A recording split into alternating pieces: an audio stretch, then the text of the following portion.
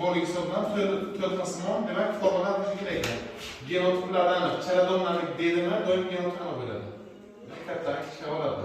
Bizga ham to'lqinsimon chayonli molluslar o'zaro uchrashtirildi. Demak, katta kichikga uchrashgan katta kichikga bo'silgan farzandlar gomozigotda heterozigotda to'lqinsimon hamda lekin tekis tug'iladi. Aytibdi.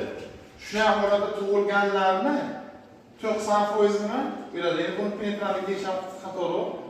90% tirik tug'ilib, qolgan 10% deganmi? Bizga nima degan? 90% tirik bo'ladiganmi? Tuxum yorib chiqadi degan, to'g'rimi? 90% tug'ilish ehtimolligi, to'g'rimi? Bizga 70 ta nima tug'ildi dedi? 70 ta. To'lqinsimonlar 70 ta tug'ildi. Endi qaranglar, masala qiyin. Qaysi tomondan qiyin? Qaranglar. Jami nechta olib olinganini bilmaymiz. To'g'rimi? To'lqinsimonni qancha tug'ilganini 70 ta deyapti. Bu 70 ta tuxumni yorib chiqqani.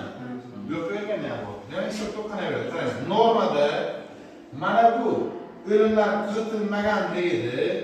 Bitta qiraliga ikkita to'lqinsimon va bitta nima osib beradi? Tekis formula osib beradi. Lekin bizga 70 ta to'lqinsimon tug'ilgan, ular necha foiz tuxum yorish hisoblanadi? 70% tuxum yorish hisoblanadi. Demak, aslida tug'ilish kerak bo'lgani qancha bo'lgan? 100 ta bo'lgan. Shu orqali proporsiyon davom ettiramiz. Nima qilish kerak bizdan? Qaysi organizm?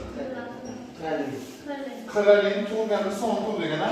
Qarang, agarda jarayon normada kechardi, ikkita to'lqinsimon tug'ilganda bitta nima tug'ilardi? Qirralik forma tug'ilardi. Lekin bizga to'lqinsimon hisobga natijasi topdik, umumiy sonni 100 ta bo'lganda qancha tug'ish kerak edi qirralik?